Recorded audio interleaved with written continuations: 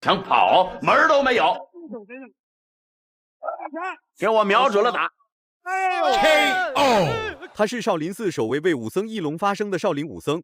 在此之前，一龙因为状态不佳被日本人一脚踢废，躺在地上怀疑人生的一龙眼神中透露着无尽的恐惧，貌似铁头功和七魂六魄被这一脚踢得粉碎。没过2天，又被一位泰国选手以同样的招式击败，挨到重击的脑袋瞬间失去了自主意识。害怕出人命的裁判看到恍恍惚惚站起来的武僧一龙，果断选择终止比赛。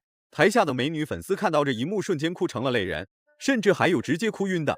于是众多来滑踢馆的外国人纷纷认为中国功夫不堪一击，所有传统武术的招式均为中看不中用的花花架子，完全没有任何的实战能力。到了擂台上面，也就只有挨打被追着暴揍的份。不知道为何这件事情竟然传到了武僧一虎的耳朵里。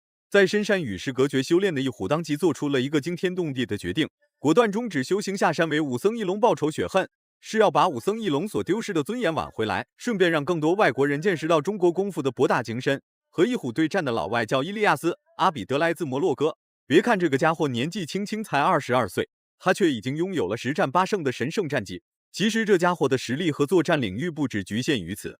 话就不多说了，来让我们欣赏一下武僧一虎的精彩表现。距离一虎大家都非常熟悉啊，是一名武僧，习练传统武术，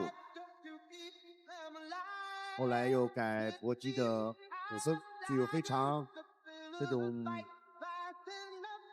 浓厚的这种传统武术基础的搏击选手。武僧一虎常年在少林寺潜心修炼，每逢擂台需要一虎的时候，一虎会毫不犹豫下山冲上擂台为中国功夫证明。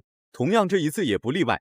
为了挽回武僧一龙所丢失的尊严，武僧一虎当即就对曾经击败过一龙的2位拳王发起了挑战。结果赛事方却不愿意了，极力反对报仇心切的一虎所发出的请求，并给一虎安排了一位年仅22岁的摩洛哥小将练手。不过阿比德的实力并不能小看啊，身高1.82米，体重75公斤。红方选手一虎年龄36岁相对来说年龄有14岁的年龄差距啊，体能对他来说可能是很大的考验。1.76米，体重75公斤。第一回合2位都比较谨慎啊，这是一虎，应该是把体能分配好啊，没有把握第一回合终结掉对方的，不能太消耗过多的体能。对。武僧一龙和一虎一豹还有一陈，他们4位少林和尚被老方丈封为少林4大金刚，其中实力最强的一虎，在正规的擂台上面依然可以表演杂耍。重新站起来的一虎最终还是笑了出来，有什么好笑的，除非憋不住。于是老外是以裁判一虎有踢裆的嫌疑，为了搞清楚是怎么回事，裁判特意暂停了比赛时间来观看慢动作回放。我们红方选手到白色的中立角让裁判侧身能看得到你。刚才是倒地之后一个类似于鲤鱼打挺的动作啊，先踹到了裤裆的位置，还是跳一跳，一物，看看裁判怎么样了？没事啊，好，没问题，比赛继续。裁判呢也是高危职业高危职业。一虎发怒，谁也拦不住。就算是老方丈来了，至少也要挨2拳再走。连续的重拳出击，非但没有击溃阿比德的防线，并且差点让阿比德溜走。为了快速追逐眼前这位正在逃跑的阿比德，一虎直接放弃了防守，拿着拳头就往阿比德的脑袋上打。刚才那一次杂耍误打误撞命中了裁判，内心愧疚的一虎准备在最短的时间内终结对方。在这说句公道话，一虎是误伤了裁判，关阿比德什么事情？这不是明摆着无辜躺枪吗？老虎不发威，你当我是病猫啊！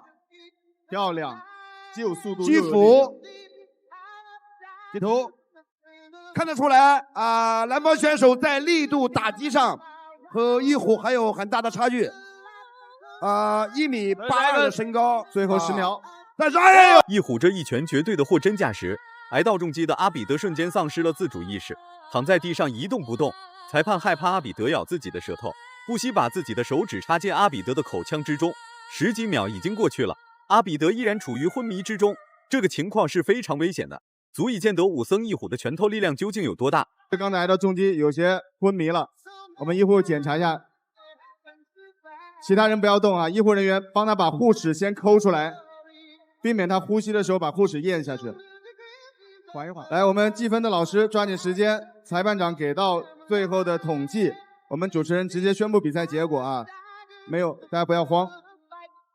躺在地上的老外到死都没想到，他在擂台上拼命和一虎展开对抗，还硬扛了一虎一记重击。结果老外的教练竟然找一虎合照留念，这完全就没把躺尸擂台的老外放在眼里。难道教练真的不关心阿比德的死活吗？